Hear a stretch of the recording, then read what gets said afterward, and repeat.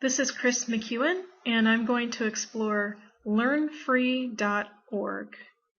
And this looks like potentially a great resource to assign students tasks to do on their own time, either at home if they have computing resources, or perhaps during an allocated time at school.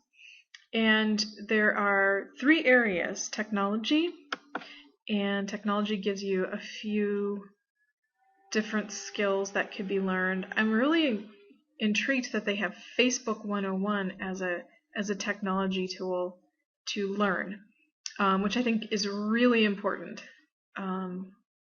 Facebook is filled with pitfalls, so I may look at Facebook and see if there are any helpful tips for me. And reading gives you 2 options: learning English, and I already speak English, and I'm probably going to come back to that in a minute. And then math. You have a few different skills to practice. You can see that it's not going to be all things to all students, although there are more topics, but it's geared towards a certain grade level or set of grade levels. You're not going to learn calculus here. I explored the reading a little bit, but here's a more exhaustive list of topics to study: email basics, Microsoft mobile apps.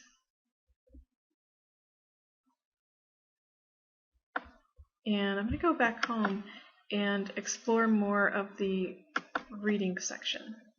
Already speak English. And what you get here is a little bit of a demonstration how this works. Maybe since I've already looked at the demonstration, it's not going to replay it for me. So these icons along the bottom are types of learning, so activities versus videos versus text. So I'll choose activities, and then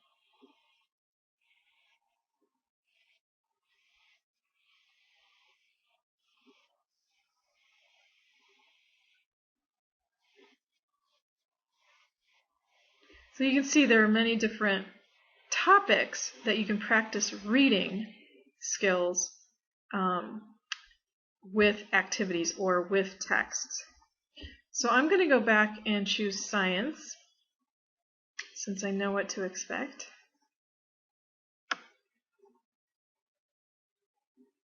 If I can find it. I can't find science. So I'll choose government. So now I've got a type of learning, which is activity.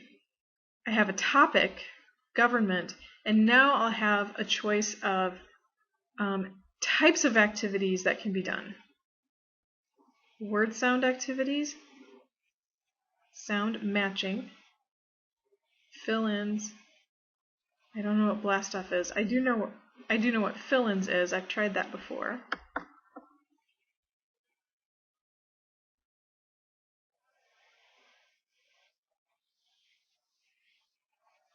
So a voice reads the entire sentence with the desired word to fill in.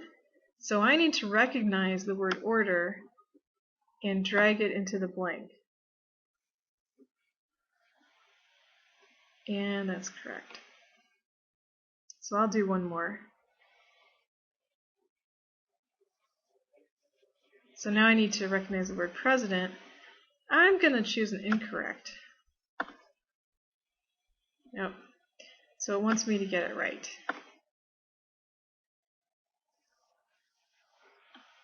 So I think if you can identify which of these activities are geared towards your level of students, you can probably match up some pretty engaging activities that will be fun for the students to use to learn. There are so many topics and so many different activity types. I think it might be a little bit daunting to try to find all the ones that are most appropriate for your students. It's possible that they might have a wizard, or perhaps if you're an educator, they may have some tips in the guides for how to approach giving your students these different activities to learn. But I really am fascinated with the process of creating games for learning, and that might be a fun direction to go in at some point, designing online games for learning.